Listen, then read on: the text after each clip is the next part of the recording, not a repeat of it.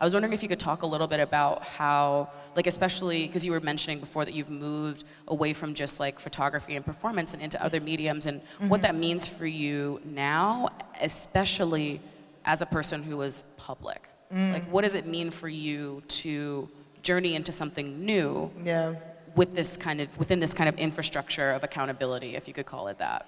It's super nerve-wracking. I mean, I'm kind of having a little crisis in my studio right now, thinking about, and I think this is what artists do. Like, we go through like mini crises all the time, you know, we're like sitting in there like, oh no, did I like paint myself into a corner with the work that I've made so far? Now I can't go and do this other thing. Or how do I create a path for me to get to this other thing that kind of makes sense to people who are not here in this process with me?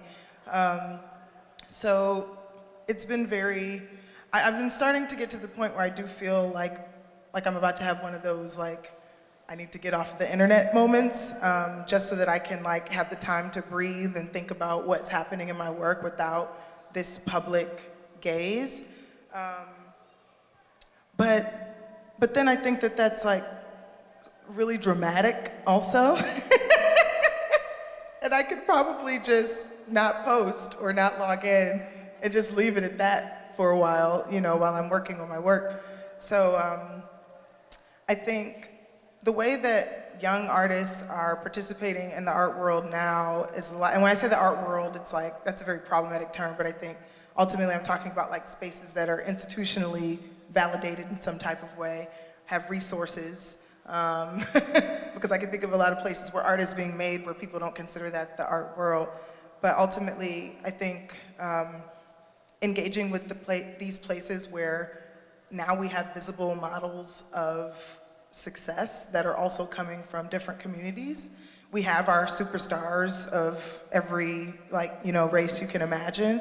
From throughout the world, you have major art stars, and a lot of them are fairly young.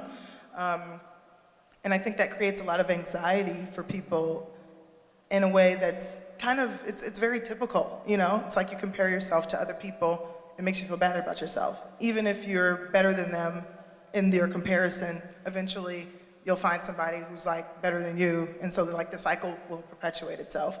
So I think that whole idea of needing to be able to be really present with the work, and really trying to not look at, I mean, because you even were talking about how like your life looks more interesting on the internet than it does in real life. I say that to people all the time. They're like, oh, you were just in Johannesburg, or you were just in whatever. And I'm just like, yeah, and I was also just like in my pajamas for like 5 days, you know, trying to like pull myself together, you know, and it was really hard.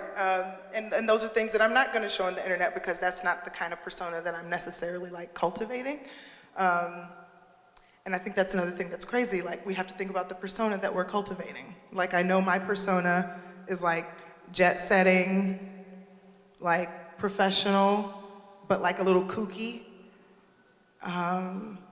What else? Real like family person. Always wearing leopard print and a lot of crazy outfits. I mean, that's like I'm aware of how I look to people, and that kind of concept really is like double consciousness, like on steroids. And I think that a lot of people who probably wouldn't perceive themselves as being like a part of the double consciousness rhetoric are now going to be, because like social media is making all of us have this like process of looking at ourselves from other people's standpoint or other people's views of us.